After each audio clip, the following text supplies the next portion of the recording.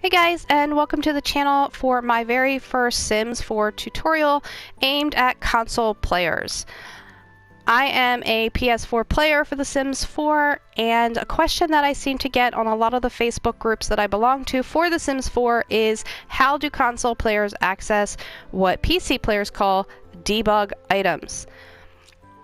We do have access to those items, however, they're not called debug, and this is something that I struggled with for a really long time. I couldn't figure it out, and what I did learn from several other tutorials that I did see online was that the items for debug for console players is actually called unknown.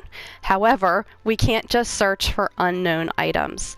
So I'm going to go over with you how to access all of the items in the debug menu or the unknown menu for console players. So console players, here are the steps you need to follow, and these are the tips and tricks that I have learned that work for me every time without fail. So I have never been able to access the unknown items or the live edit objects from a residential lot ever. I don't know if I'm doing something wrong. If you know how to do it, let me know in the comments. However, what I have found works for me the best is to do this strictly from build mode.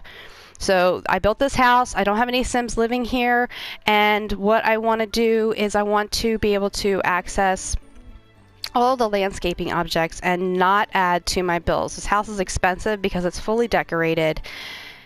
It's almost $100,000, and I really wanted to keep it under 100,000 simoleons, and because the more expensive the house, the higher the bills. So one of the ways to get around that obviously is using debug items, and in order to do that for console players, there are certain steps you have to take in order to find them, and this is what works for me.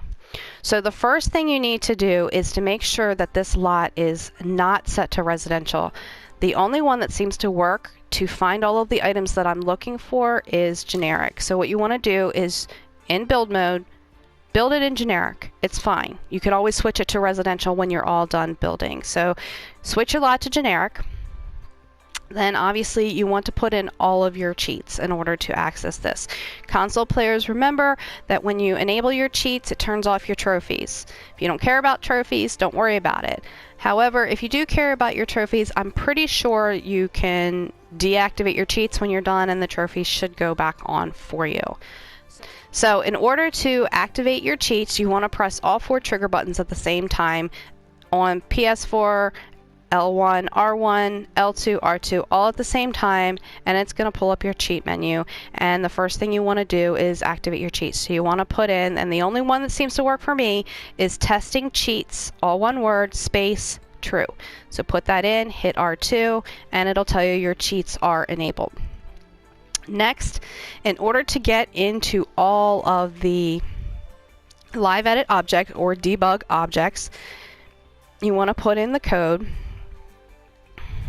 bb.showliveeditobjects, and then hit R2.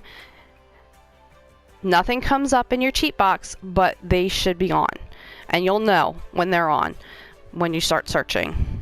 And then the other thing I like to put on, obviously, is the bb.showhiddenobjects. That gives you access to all of the the crystals, the collectibles, all the good fun stuff you can find around the world. So if you want to use them in your decorating, that's how you get those as well.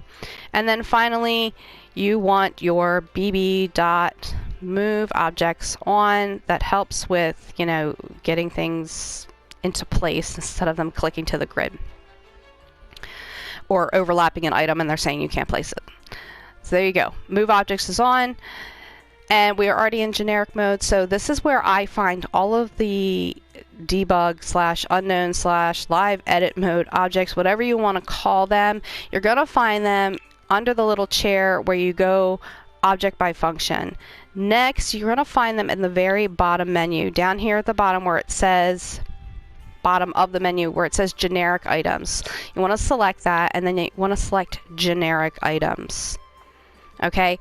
This is what works for me. I don't know about you, but it seems to pull everything up. Now, I've already filtered this out for base game. However, if you have a ton of packs, it will take a little bit longer, but be patient. It will come up. And I'm not talking it takes minutes. It takes, you know, a few extra seconds for the game to pull everything up because it's sorting through so many items. So here we go.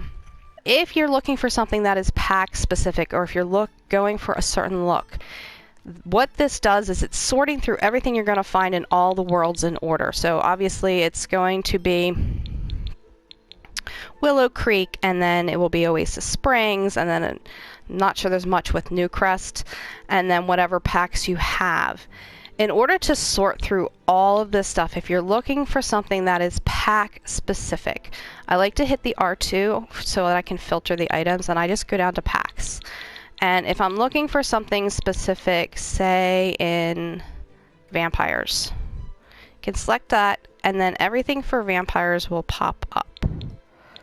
That costs 0 simoleons, also listed under unknown. So you can get all of these fun tombstones, you can get your vampire squid. Basically you get all of these build items. So next, I'm going to get out of vampires. I'm going to let it pull up everything. So what you want to do, if you want to find something, okay, you get things like this rural apple tree, but say you want a fishing pond for your house, you can access that. You can find those right in this menu.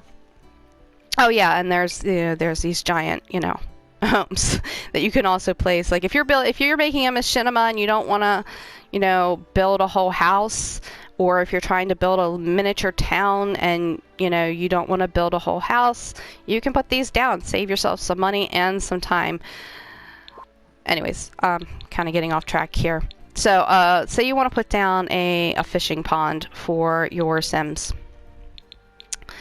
And most of you probably already know what debug is, so I don't have to explain all that, but you can find them under base game.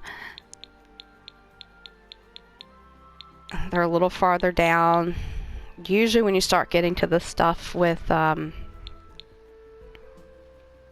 Oasis Springs. Almost couldn't remember. And I'm also going to get sidetracked here. So, oh yeah, if you want to put down cars that don't look pixelated, you have access to the cars here. Instead of blowing up a toy car and adding money to your bills, you can find these here as well. Like I said, I'm just kind of digressing from what my original goal was. My original goal was to find the pond. So let's see here. There's one. There's a bunch of them in here. They're not in any specific order other than by pack. So there we go. And this pond does function as long as you don't like block it up or clutter it up. You know, your Sims should still be able to access it. There's this fun wheelbarrow if you like to do things with gardening Sims, or if you want to build a farm. There's that. There's also this planting table. You know, these are a lot of the fun, older looking things that I like to build with my machinimas, which are mostly about historic people.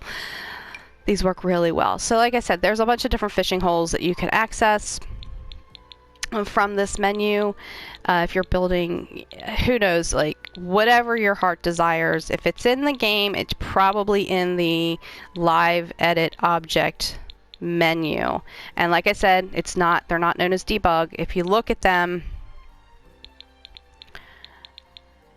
most of them are listed under unknown.